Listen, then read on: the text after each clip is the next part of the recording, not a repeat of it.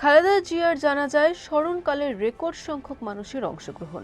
বরিশালে বালু উত্তোলনকালে ৫৬ ড্রেজার সহ আটক ২০।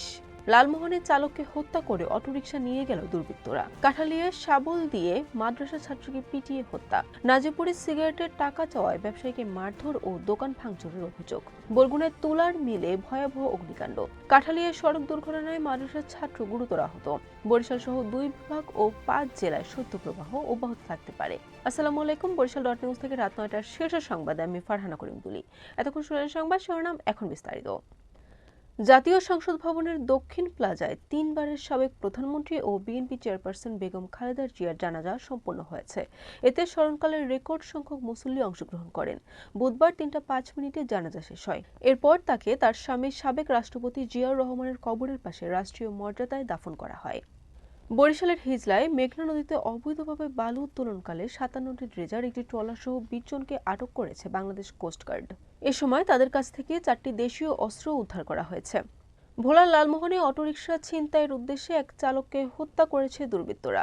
নিহতের নাম মোহাম্মদ আবু বক্কর। মঙ্গলবার রাত আনুমানিক ১১টার দিকে লালমোহন উপজেলার চর উমেদ ইউনিয়নের ২ নম্বর ওয়ার্ডের কচুখালী এলাকায় এ ঘটনা ঘটে। ঝালকাঠির কাঠালিয়ায় পারিবারিক কলহের জেরে শাবল দিয়ে পিটিয়ে লামিয়া আক্তার নামে এক মাদ্রাসা শিক্ষার্থীকে হত্যার অভিযোগ পাওয়া গেছে সৎ চাচার বিরুদ্ধে। মঙ্গলবার রাত ৮:৩০টায় উপজেলার আওড়া বুনিয়া ইউনিয়নের উত্তর চড়াইল গ্রামে এই ঘটনা ঘটে।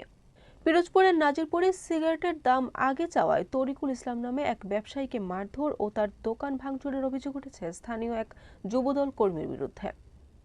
বরগুনার আমতলী উপজেলার মানিকঝুড়িতে ভয়াবহ অগ্নিকাণ্ডের ঘটনা ঘটেছে। তুলা ব্যবসায়ী বশির খানের মালিকানাধীন তুলার মিল থেকে আগুনের সূত্রপাত হয় বলে স্থানীয়রা জানান। মঙ্গলবার রাত আনুমানিক ৯:৩০টার দিকে এই অগ্নিকাণ্ডের ঘটনা ঘটে। ভান্ডারিয়া পাথরঘাটা আঞ্চলিক মহাসড়কে একটি দুঃখজনক এবং ভয়াবহ দুর্ঘটনা ঘটে, যেখানে যাত্রীবাহী বাসের ধাক্কায় রাফি তালুকদার নামে এক মাদ্রাসার ছাত্র মারাত্মকভাবে আহত হয়। পৌষের শেষ দশকে এসে শৈত্যপ্রবাহের বিস্তৃতি বেড়েছে। ঘন কুয়াশায় সূর্যের আলো পড়ছে না ভূমিতে। ক্রমশ তাপমাত্রাও কমছে। এ অবস্থায় বরিশাল সহ দেশের ২ বিভাগ ও ৫ জেলায় মৃদু থেকে মাঝারি ধরনের শৈত্যপ্রবাহ বয়ে যাচ্ছে। বরিশাল নিউজ।